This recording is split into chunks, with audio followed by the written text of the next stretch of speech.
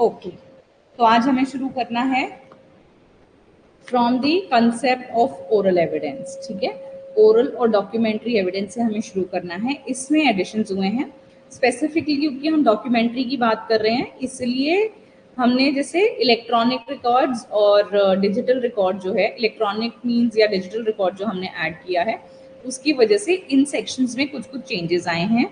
आपका जो सेक्शन है with regard to the primary evidence, उसमें 4 नए क्लॉजेस ऐड हुए हैं। अब वो जो क्लॉजेज हैं उनको हमें देखना है, ध्यान रखना है कि हो सकता है पेपर में आ जाए। ठीक है, तो आपको ये वाला जो चैप्टर है इसमें थोड़ा सा ध्यान रखो, क्योंकि आपका जो टर्म डॉक्यूमेंट है उसकी डेफिनेशन चेंज हुई है, तो इन सब में भी चेंजेस आए हैं। ठीक है, अब वो जो चेंजेस हैं वो क्या चेंजेस हैं या किस सेक्शन में अभी भी कोई चेंज नहीं आया है, वो मैं आपको बेयर एक्ट की रीडिंग से भी बताती हूँ आपको कि हमने बेयर एक्ट की रीडिंग में क्या किया है। ठीक है, let us do it by the reading of the Bear Act and also by explanation. Now we have to start from section number 54. section number 54 से start करना है हमें।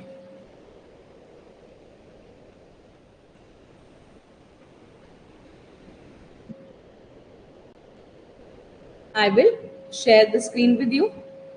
Now see, in section number 54 chapter जो है आपका, ये chapter 4 है आपका। ठीक है, ऑफ दी BSA, चैप्टर 4 है BSA का। और इसमें देखो 54 में all facts except the contents of documents may be proved by oral evidence. Except the contents of documents है यहाँ पर, which was there earlier also. Now from this the concept of electronic records have been excluded from section number 54।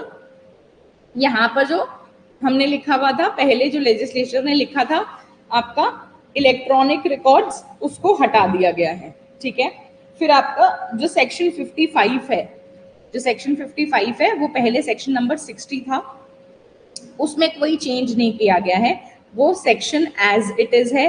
जैसे आपका oral evidence, पहले वो ये कहते थे whenever you are giving an oral evidence, okay, in this it is mentioned that whenever you are required to give an oral evidence it must be direct। मतलब if there is a person who says that I have seen it, must give the oral evidence। somebody who says that I have seen it must give the evidence as to what he saw। if somebody has heard it, किसी कोई कहता है कि मैंने सुना है, तो आपने क्या सुना है वो डायरेक्ट एविडेंस वही बंदा आके देगा जिसने वो सुना।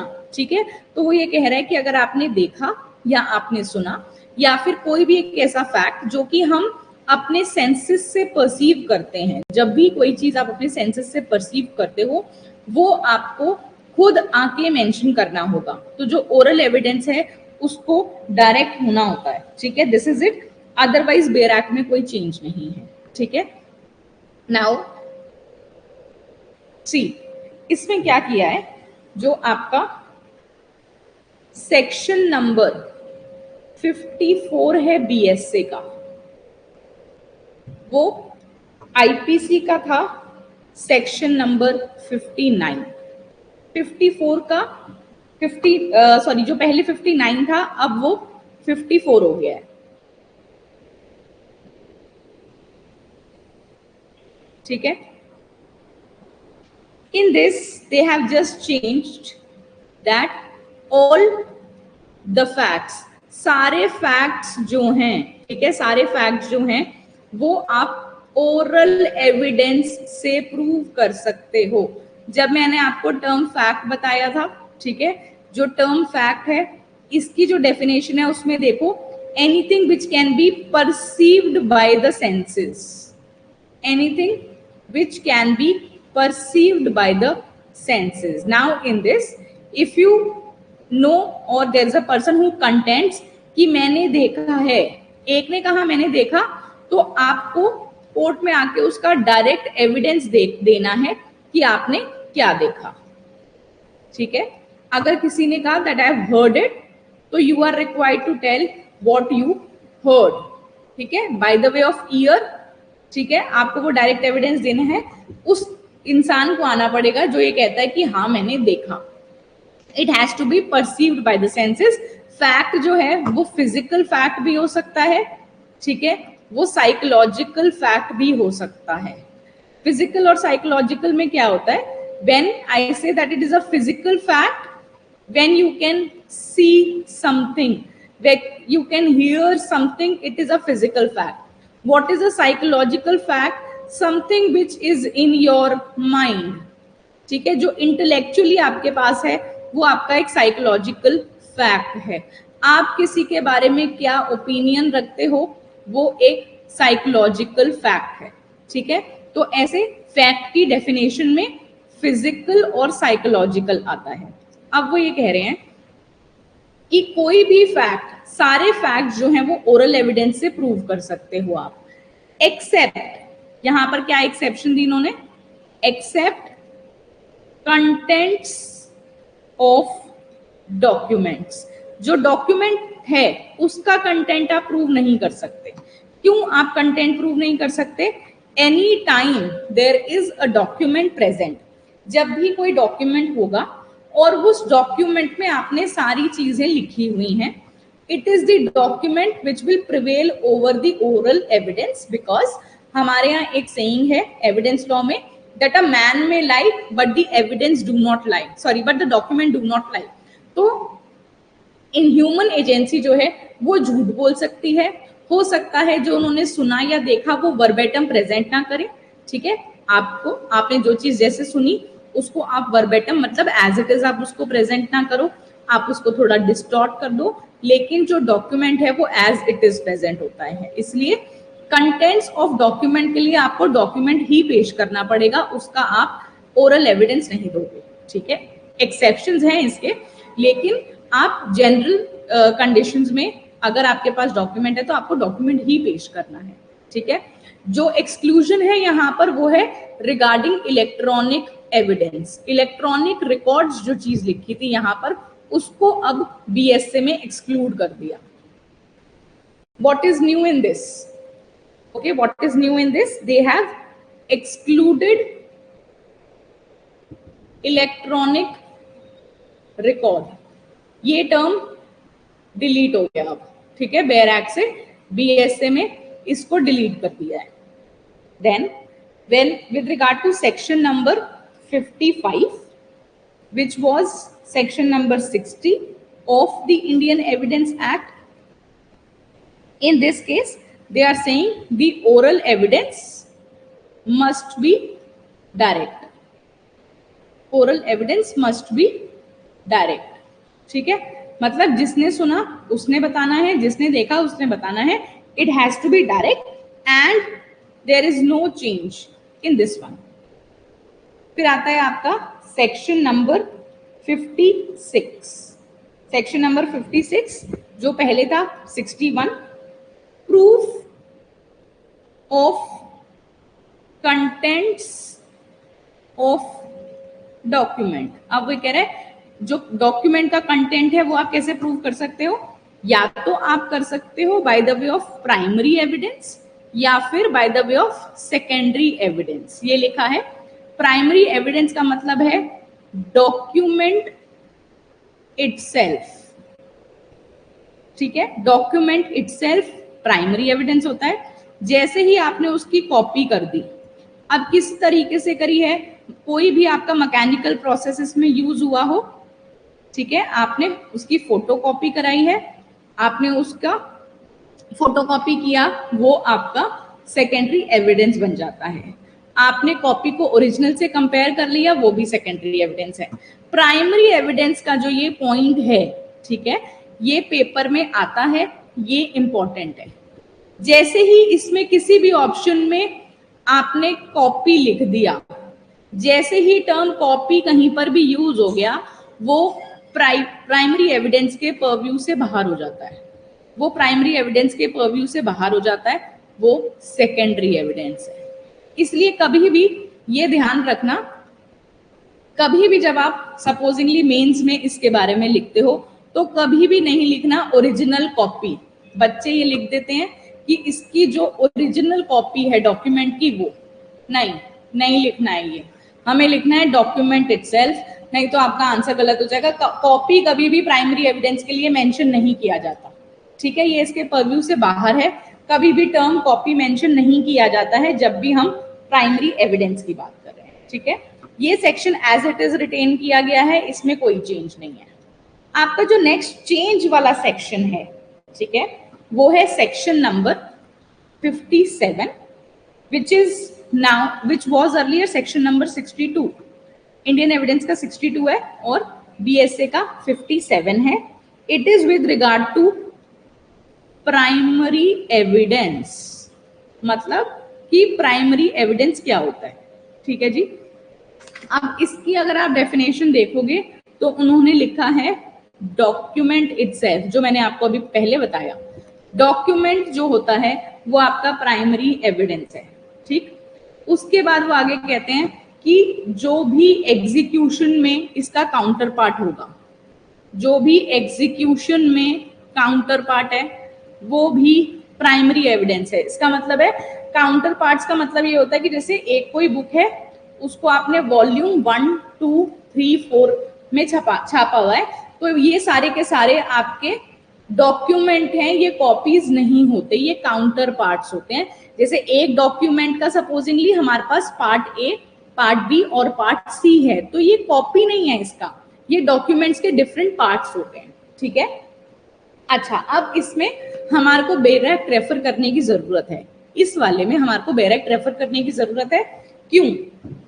वो इसलिए है क्योंकि इसमें 4 नई एक्सप्लेनेशंस आई हैं। 4 नहीं है, कुछ भी आ सकता है पेपर में, इस चीज का आपको ध्यान रखना है। यहाँ तक अभी तक सिंपल था, कोई खास चेंज नहीं आया है यहाँ पर, ठीक है, except excluding the term electronic record, उसके अलावा कोई खास चेंज नहीं है, आपका सेम ही चल रहा है। बस ये इसलिए मैंने समझाया क्योंकि प्राइमरी और डॉक्यूमेंट्री एग्जाम के लिए इंपॉर्टेंट होता है, ठीक है।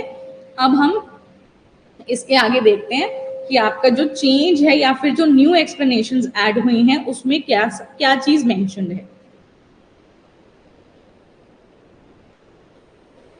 देखो, अब आपका आ गया section number 57। Primary evidence means the document itself produced for the inspection before the court. ये सिंपल है, आपका प्राइमरी एविडेंस डॉक्यूमेंट है जो कि हम इंस्पेक्शन के लिए कोर्ट के सामने पेश करते हैं, ठीक है। आपका कोई भी डॉक्यूमेंट जब तक एविडेंस नहीं बनता, जब तक उसका इंस्पेक्शन नहीं हो जाता, ये ध्यान रखना। हर डॉक्यूमेंट एविडेंस नहीं होता, एविडेंस बन सकता है या फिर एविडेंस बनाने की नीयत से हम उसको रिकॉर्ड कर सकते हैं, लेकिन वो एविडेंस तब बनेगा जब कोर्ट उसका इंस्पेक्शन कर लेता है। इसलिए यहां पर लिखा है document itself presented before the court, ठीक है, फॉर द इंस्पेक्शन। देखो, यहां पर टर्म लिखा है evidence means document itself produced for the inspection of the court. जो भी डॉक्यूमेंट प्रोड्यूस किया जाएगा एज इट इज, ठीक है। अभी आप अगर नोट्स बना रहे हो तो वो डॉक्यूमेंट इटसेल्फ है, वो प्राइमरी है। आपने उसको जैसे ही फोटोकॉपी करा लिया वो सेकेंडरी एविडेंस बन जाएगा, ठीक है। Produced for the inspection of the court, आपने डॉक्यूमेंट को जैसे ही कोर्ट के सामने पेश किया इंस्पेक्शन के लिए, वो आपका प्राइमरी एविडेंस बन चुका है, ठीक है। अब इसमें देखो कि ये वाला जो सेक्शन है, इसमें ये जो लास्ट के एक्सप्लेनेशंस हैं 4, 5, 6 and 7, all these are new. ये सारे नए हैं, एग्जाम के लिए इंपॉर्टेंट है। आप देखो इसमें क्या लिखा है, एक्सप्लेनेशन 4, वेयर एन इलेक्ट्रॉनिक और digital record is created, stored and such storage occurs simultaneously or sequentially in multiple files and each such file is primary evidence। अब वो ये कह रहा है कि कोई भी डॉक्यूमेंट, चाहे वो इलेक्ट्रॉनिक हो या फिर वो डिजिटल रिकॉर्ड हो, कोई भी इलेक्ट्रॉनिक या डिजिटल रिकॉर्ड अगर क्रिएट किया गया या स्टोर किया गया साइमल्टेनियसली या सीक्वेंशियली, साइमल्टेनियसली का मतलब है आपने एक को दो जगह पर सेव कर लिया, एक इलेक्ट्रॉनिक रिकॉर्ड को आपने दो जगह पर सेव कर लिया। आपने अपना कोई डॉक्यूमेंट क्रिएट किया, ठीक है, आपने लेट्स से अपना कोई डॉक्यूमेंट क्रिएट किया, आप कोई असाइनमेंट बना रहे हो, उसको आपने क्रिएट किया। आपने सोचा कि ऐसा ना हो कि मेरा लैपटॉप है वो पुराना है, हो सकता है कि वो कल को चलना बंद हो जाए। आपने एक अपने पास रखा, ठीक है, आपने वो डॉक्यूमेंट अपने पास रखा, और स्टोरेज के लिए दूसरा आपने अपने ड्राइव पे कर दिया, या फिर आपने उसको अपने ईमेल पे अपने आप को ईमेल कर लिया कि सेव रहे, ये जो फाइल है मेरी ये खराब ना हो जाए। कभी कभार होता है इलेक्ट्रॉनिक चीजें हैं, आपने अच्छा खासा काम किया, कभी वो हम देखते हैं कि हमारा काम सेव नहीं हुआ, या फिर वो अगले दिन लैपटॉप ही नहीं खुला, ठीक है, कुछ भी चीज हुई, तो हमने कोई भी डॉक्यूमेंट जब हम उसको साइमल्टेनियसली बनाते हैं तो वो प्राइमरी एविडेंस होता है। जब वो सीक्वेंशियली मेंशन्ड है, मतलब उसकी हम सीक्वेंस बना रहे हैं 1 2 3 4 करके, तो वो प्राइमरी रिकॉर्ड ही है हमारा, वो प्राइमरी एविडेंस में ही काउंट होता है, ठीक है।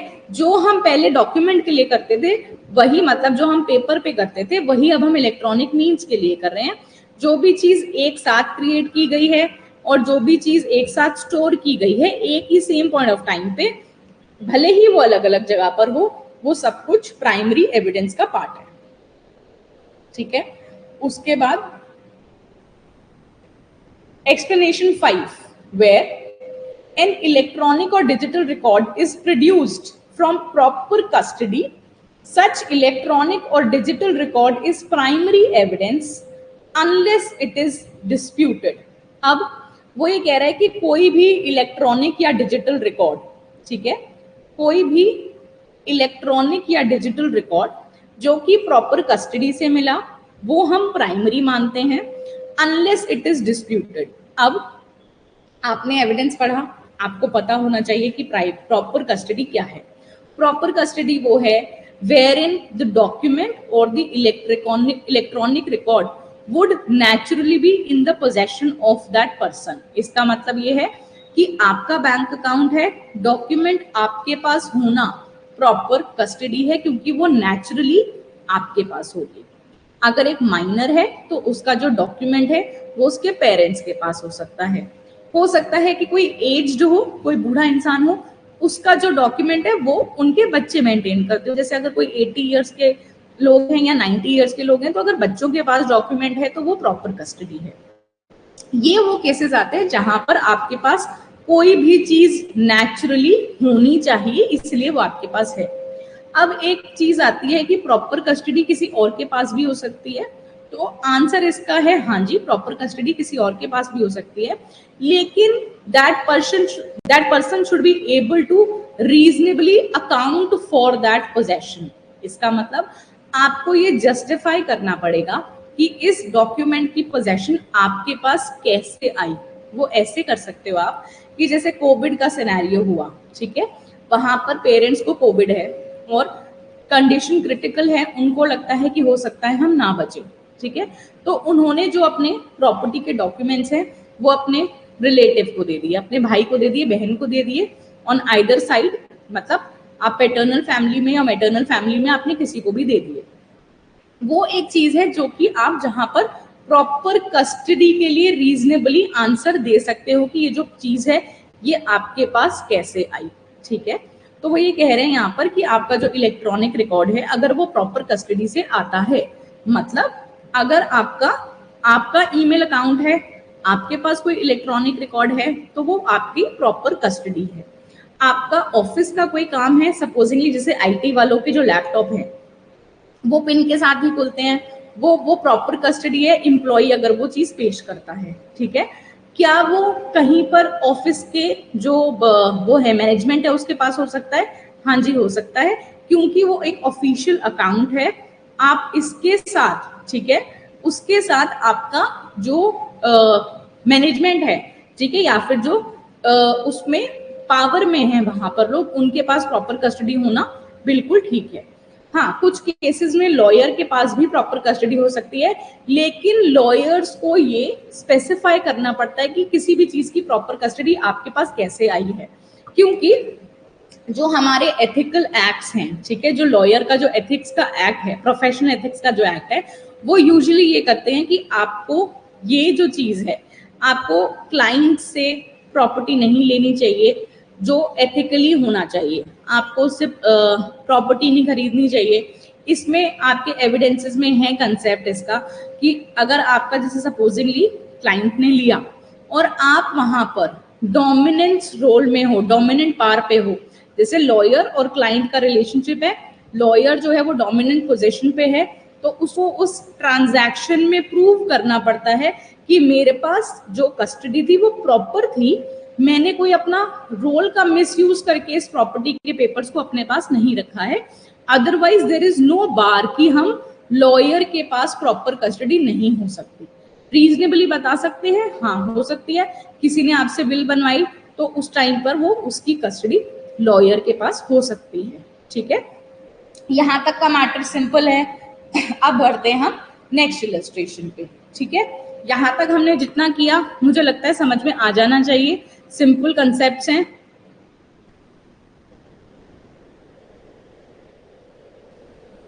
अब देखो next, where a video recording is simultaneously stored in electronic form and transmitted or broadcast or transferred to another, each of the stored recording is primary evidence। मतलब अब वो ये कह रहे हैं कि एक वीडियो रिकॉर्डिंग जो कि साइमल्टेनियसली स्टोर हुई, इलेक्ट्रॉनिक फॉर्म में है, या फिर ट्रांसमिट हुई, या फिर ब्रॉडकास्ट हुई, या फिर हमने उसको दूसरे में ट्रांसफर किया, each of the stored recording is primary evidence। each of the stored recording is primary evidence मतलब जैसे हमारी अभी ये क्लास हो रही है, ठीक है, तो हम इसमें क्या कर रहे हैं, हम लोग वीडियो रिकॉर्डिंग कर रहे हैं, तो इस रिकॉर्डिंग में हमारा जो टीचर्स का स्टोरेज है उनके पास भी ये रिकॉर्डिंग जाती है, बच्चों के पास भी ये रिकॉर्डिंग जाती है, और जो हमारा एडमिन पैनल है उनके पास भी होती है।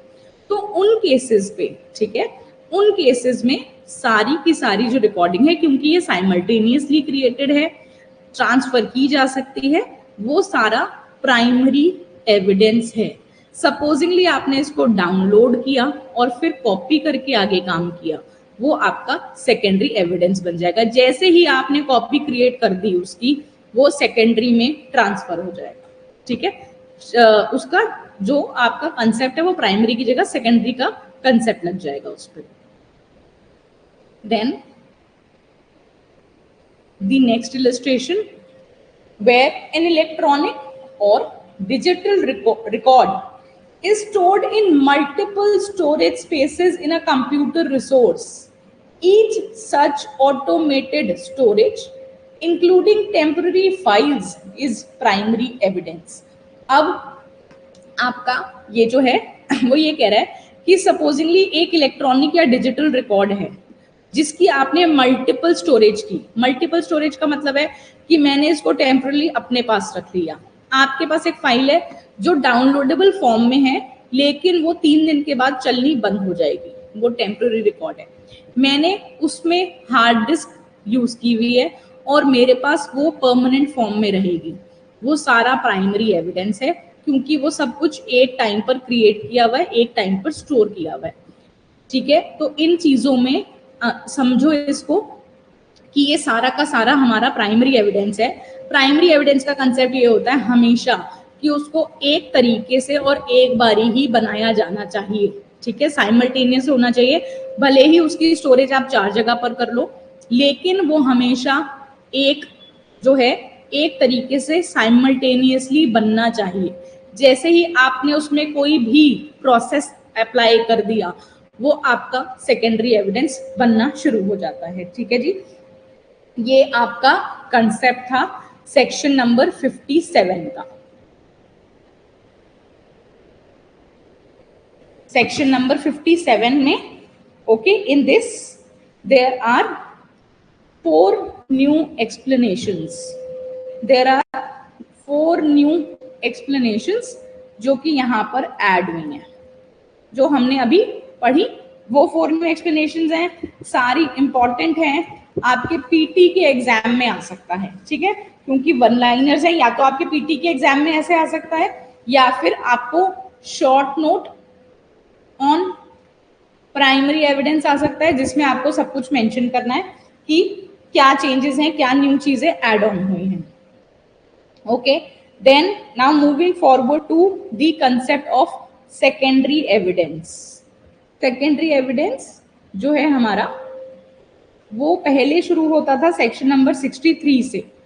सेक्शन नंबर 63 से शुरू होता था, अब वो सेक्शन नंबर 58 से शुरू हो गया है. ठीक है,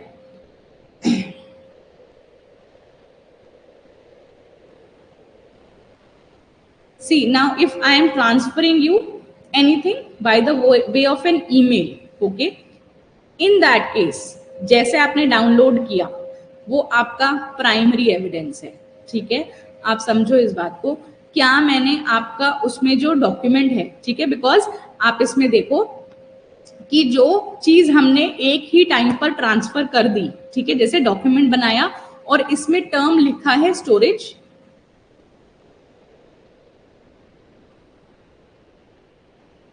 See, in this it is written that if you are producing it custody और आपने उसको ट्रांसफर कर दिया दूसरे को, ठीक है, आपने कोई वीडियो रिकॉर्डिंग करी, आपने कोई पीडीएफ बनाया या आपने कोई डॉक्यूमेंट बनाया, उसको स्टोर किया इलेक्ट्रॉनिक फॉर्म में, चाहे आप उसको ट्रांसमिट कर दो, आप उसको ब्रॉडकास्ट कर दो या आप उसको ट्रांसफर कर दो, वो सारी चीजें प्राइमरी एविडेंस ही रहेंगी.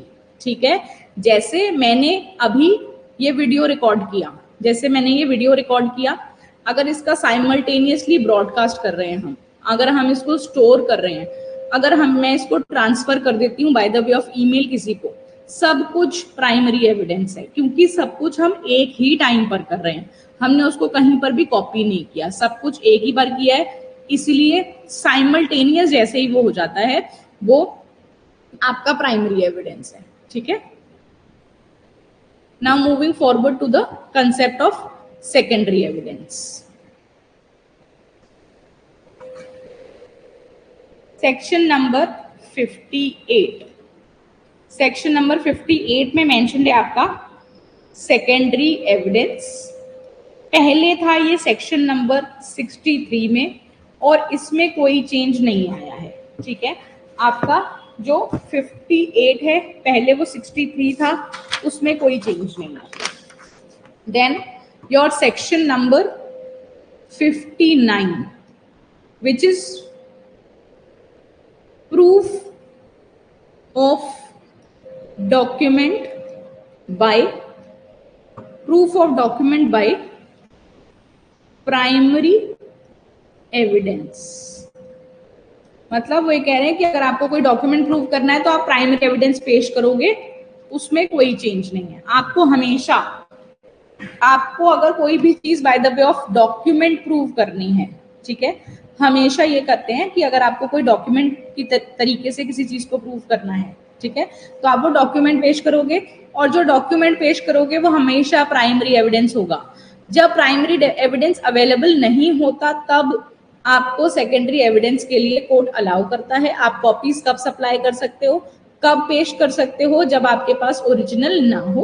उसकी कंडीशंस मेंशन है, वो उन कंडीशंस में जब आपको कोर्ट अलाउ करेगी बस आप तभी सेकेंडरी एविडेंस को पेश करोगे. ठीक है, नाउ अब ये देखो, पहले 59 था, अब यहां पर ये सेक्शन, सॉरी पहले 64 था, अब सेक्शन 54 है, 59 है सॉरी. ठीक है, अब सेक्शन 59 है, पहले ये आईपीसी में था. ओहो, पहले ये आपका इंडियन एविडेंस एक्ट में, इंडियन एविडेंस एक्ट में ये सेक्शन नंबर 64 था. इसमें कोई भी चेंज नहीं हुआ है. वो अभी भी यही कह रहे हैं कि अगर आपको डॉक्यूमेंट पेश करना है, प्राइमरी पेश करो, डॉक्यूमेंट को पेश करो. फिर जो आपका सेक्शन नंबर 60 है वो पहले सेक्शन नंबर 65 था. And there is no change here, there is no change that has been made and it is regarding the fact as to कब हम डॉक्यूमेंट्री एविडेंस पेश करते हैं. ठीक है, when can we give secondary evidence, when can we give documents which are secondary, in the sense आप secondary evidence कब दोगे? जब प्राइमरी अवेलेबल नहीं होता तब सेकेंडरी दिया जाता है, इसमें कोई चेंज नहीं आया है। देन अब जो सेक्शन नंबर 61 है वो न्यूली एडेड है, वो न्यूली एडेड है, पेपर के लिए इंपॉर्टेंट है, ठीक है जी, ये पेपर के लिए इंपॉर्टेंट है, न्यूली एडेड है। In this they are talking about the electronic, they are talking about electronic और डिजिटल रिकॉर्ड। ये किसके बारे में बात कर रहे हैं? इलेक्ट्रॉनिक और डिजिटल रिकॉर्ड के बारे में। सेक्शन 61 नया सेक्शन है, पेपर में आने के काफी ज्यादा चांसेस होते हैं। Now what are they talking about in this section? पहले हम एक बार बेयर एक्ट रीड कर लेते हैं, ठीक है, पहले बेयर एक्ट की रीडिंग करते हैं, फिर देखेंगे इसको इंटरप्रिटेशन इसका हम, ठीक है। देखो now section number 61, nothing in this adhiniyam shall apply to deny the admissibility of an electronic or digital record in the evidence on the ground that it is an electronic or digital record, and shall record, and such record shall, subject to section 63, have the same legal effect, validity and enforceability as other document। अब वो ये कह रहे हैं कि आपके पास अगर कोई इलेक्ट्रॉनिक रिकॉर्ड है, ठीक है, अगर कोई इलेक्ट्रॉनिक या डिजिटल रिकॉर्ड है एविडेंस में, तो उसको सिर्फ इसीलिए डिनाई नहीं करना है कि वो इलेक्ट्रॉनिक है या डिजिटल है। पहले ये हमारे पास एक्सप्लिसिटली मेंशन्ड नहीं था, इसलिए इसको केस टू केस बेसिस ये लोग देखते थे कि इलेक्ट्रॉनिक है तो उसमें ऑडियो है या विजुअल है, अगर ऑडियो है या वीडियो है या फिर आपका टेप रिकॉर्डेड है, तो उन सारी चीजों में वो कंसिडर करते थे कि क्या हमने इसको वो करना है, एडमिसिबल करना है या नहीं करना, या ये रेलिवेंट है या नहीं है। देखो क्या होता है, जब भी आप लॉ ऑफ एविडेंस कंसिडर करोगे, जब भी आप एविडेंस कंसिडर करोगे, तो सबसे पहले हमारा आया था रेलिवेंसी का चैप्टर, ठीक है। आपको एविडेंस में हमेशा ये देखना है कि जो चीज हमारे पास है क्या वो रेलिवेंट है, ठीक है। इसको स्टेप बाय स्टेप कंसेप्ट्स कैसे करते हैं हम वो देखते हैं। हमने सबसे पहले हमेशा एविडेंस में देखना होता है कि क्या ये रेलिवेंट है, क्या ये एडमिसिबल है, अगर रेलिवेंट है तो, ठीक है, और उसके बाद अगर एडमिसिबल है तो इसकी रिलायबिलिटी क्या है। इस तरीके से हमारा जो लॉ ऑफ एविडेंस है वो चलता है। रिलायबिलिटी क्या है, हमने क्या किया इसमें, देखो रेलिवेंट क्या है, जो रेलिवेंसी के चैप्टर में आता है, ठीक है। तो टर्म डॉक्यूमेंट पहले आता था, लेकिन उसमें ये एक्सप्लिसिटली मेंशन नहीं किया था, ठीक है। लेकिन अब क्योंकि ये डॉक्यूमेंट की डेफिनेशन में ऐड कर दिया, ठीक है, डॉक्यूमेंट की डेफिनेशन में ऐड कर दिया, मतलब हमने इसको लेजिस्लेटिवली मेंशन करा है। अब लेजिस्लेशन में मेंशन हो गया तो ये रेलिवेंसी के पार्ट पे आ गया। रेलिवेंट है, लीगली रेलिवेंट है, लॉजिकली रेलिवेंट है, आप इसको कंसिडर कर सकते हो। एडमिसिबिलिटी, यहां पर सेक्शन 61 ने इसको एक्सप्लिसिटली एडमिसिबल करवा दिया, ठीक है। एडमिसिबिलिटी हम पहले कैसे करते थे, हमारा जो कंसेप्ट था एडमिसिबिलिटी का, ठीक है, वो हम by the way of section number 136 लेते थे, जिसमें जजेस के पास डिस्क्रिशन थी कि आप उसको एडमिसिबल करना चाहते हो, जो एविडेंस पेश किया गया है या नहीं किया गया। ऑब्वियसली वो विम्स एंड फैंसीज पे नहीं चलता था जजेस के, that has to be backed by the reasoning as to why do you think that it is not admissible. Supposingly it infringes your right of protection of not being incriminated, ठीक है। अगर कोई चीज ऐसा है, कोई एविडेंस ऐसा है जो सेल्फ इंक्रिमिनेशन की तरफ जाता है, अगर वो आपको सेल्फ इंक्रिमिनेशन के कंसेप्ट उस पर अप्लाई हो जाता है, क्योंकि कॉन्स्टिट्यूशनली बार्ड है इसलिए एविडेंस में भी उसकी एडमिसिबिलिटी नहीं होती। अदरवाइज अगर वो हमारे टॉपिक से रेलिवेंट है, अगर वो इस पे फैक्ट एंड इशू या फिर अगर आप या तो वो रेलिवेंट फैक्ट है खुद से ही, नहीं तो वो या तो रेलिवेंट फैक्ट से कनेक्ट करता है या फिर फैक्ट एंड इशू से कनेक्ट करता है। जब मैंने कहा कनेक्ट करता है तो इसका मतलब है या तो वो उसको प्रूव करता है या फिर वो उसको डिसप्रूव करता है। ठीक है, अगर आप रेलिवेंसी शो कर सकते हो फिर आपको नेक्स्ट स्टेप फॉलो करना है कि क्या ये एडमिसिबल है। पहले जज साहब डिसाइड करते थे, ठीक है, अब इन्होंने, जज साहब अभी भी डिसाइड करेंगे, लेकिन as far as the electronic record is concern वहां इन्होंने एडमिसिबिलिटी का जो कंसेप्ट है वो एक्सप्लिसिटली प्रोवाइड कर दिया कि जस्ट बिकॉज कोई चीज इलेक्ट्रॉनिकली ली गई है या वो डिजिटल रिकॉर्ड में मेंशन है, जस्ट बिकॉज वो मेरे फोन में है, जस्ट बिकॉज क्योंकि वो मेरे फोन में है या फिर वो मेरे लैपटॉप पे है, आप उसको डिनाई नहीं कर सकते। ठीक है, आपको उसको एडमिसिबल रखना है। रिलायबिलिटी उसकी कितनी है वो हम कंसिडर करेंगे हमारे जो पैरामीटर्स हैं उस पे, इन द सेंस कि क्या वो कन्वर्सेशन, क्या वो डॉक्यूमेंट, क्या जो भी उसमें सब्जेक्ट मैटर है वो कंप्लीट इन इटसेल्फ है। अगर हमें लगता है कहीं पर कंप्लीट नहीं है तो आप उसको डिस्कार्ड कर सकते हो, उसकी जो रिलायबिलिटी है वहां वो क्वेश्चनेबल हो जाएगी। ठीक है, या फिर अगर आपको लगता है कि वो कंप्लीट है लेकिन उसकी कहीं टेम्परिंग हुई है, डॉक्यूमेंट्स में कहीं कुछ टेम्पर किया, इलेक्ट्रॉनिक रिकॉर्ड में कहीं कुछ टेम्पर किया, तो उसकी जो रिलायबिलिटी फैक्टर है वो क्वेश्चनेबल हो जाता है। इन सारी चीजों से हम हर केस में ये चेक करते हैं कि ये डॉक्यूमेंट जो है ये फोर्ज्ड तो नहीं है, ये जेन्युइन तो नहीं है, जो कॉपी है उसमें कुछ एडिशंस तो नहीं किया, कुछ डिलीशंस तो नहीं किया, तो उन सारी चीजों से हमें फाइंड आउट करना होता है। अब जो आपका सेक्शन नंबर 61 है, सेक्शन नंबर 61 है, वो ये कह रहा है कि सबसे पहले ध्यान रखना नया है, पेपर में आ सकता है। दूसरी चीज उसमें ये है कि आपका सिर्फ आप इसकी एडमिसिबिलिटी को डिनाई नहीं करोगे, that means you have to accept और you have to admit. Admit करोगे किसको? इलेक्ट्रॉनिक या फिर डिजिटल रिकॉर्ड को, आपको उसको एडमिसिबल करना ही करना है क्योंकि अब तो लेजिस्लेशन ने कह दिया।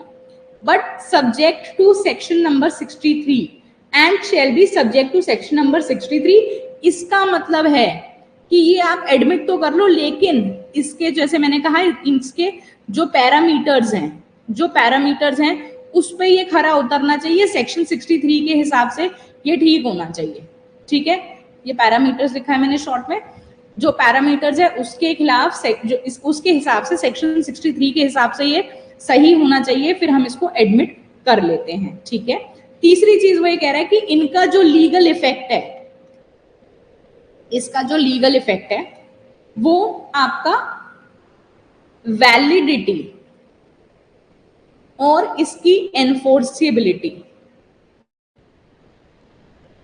ऐसे ही है जैसे किसी डॉक्यूमेंट की होती, ऐसे ही है जैसे किसी डॉक्यूमेंट की होती। इसका मतलब क्या है कि आपका अगर सपोजिंगली एक डॉक्यूमेंट है जिसकी आपने हार्ड कॉपी नहीं ली, एक भाई है जो इंडिया में है, एक जो है लंदन में है, ठीक है, और वो दोनों प्रॉपर्टी का डिसीजन लेना चाहते हैं और उन्होंने वहीं पर रिकॉर्ड बना दिया कि भाई प्रॉपर्टी नंबर 1 ए की, प्रॉपर्टी नंबर 2 बी की, और हम कभी at a later stage content नहीं करेंगे कि ये मतलब हमारा इन दोनों प्रॉपर्टी में 70-40 का हिस्सा है या 60-40 का कुछ भी हिस्सा है।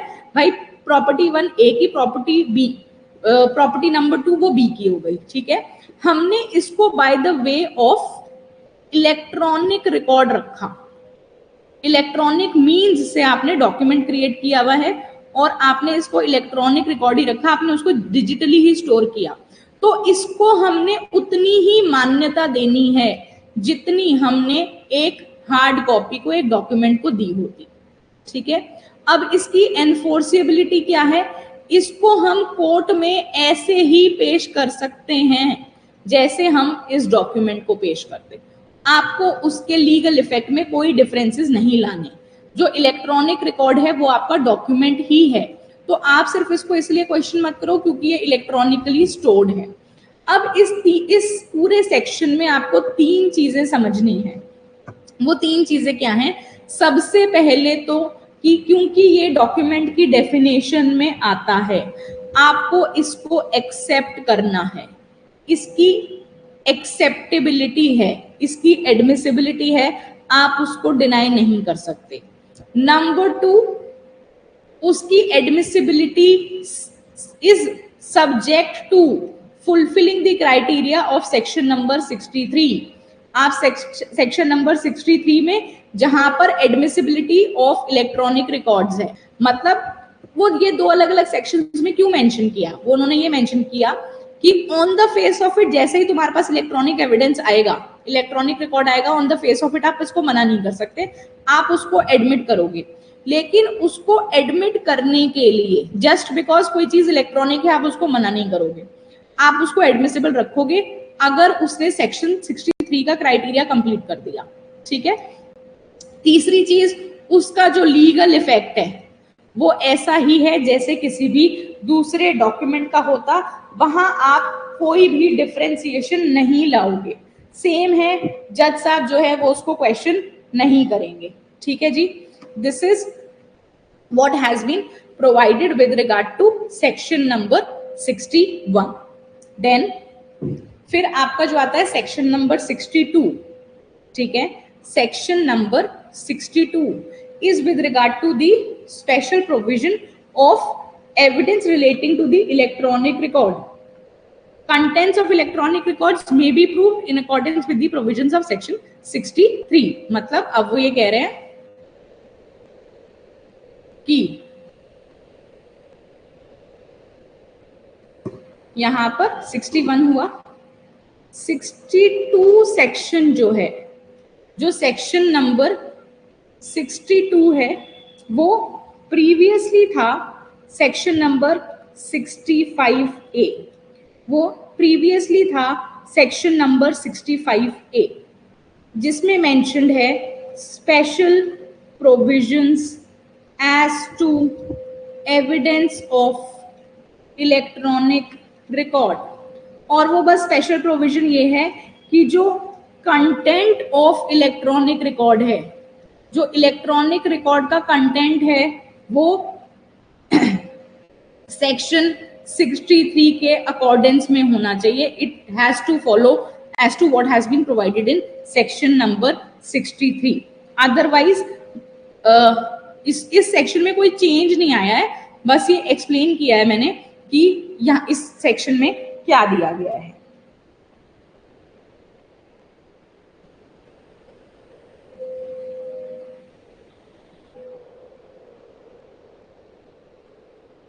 Okay, now with regard to your section number 65, with regard to section number 65, now what has been provided, let's read the bare act.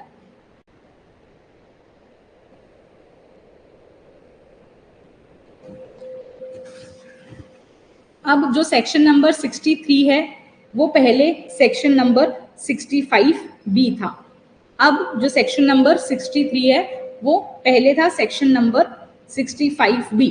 Now we will start tomorrow as regards the admissibility of electronic record। जो admissibility है electronic record की वो हम कल करते हैं। ठीक है, see you in the next session, bye bye।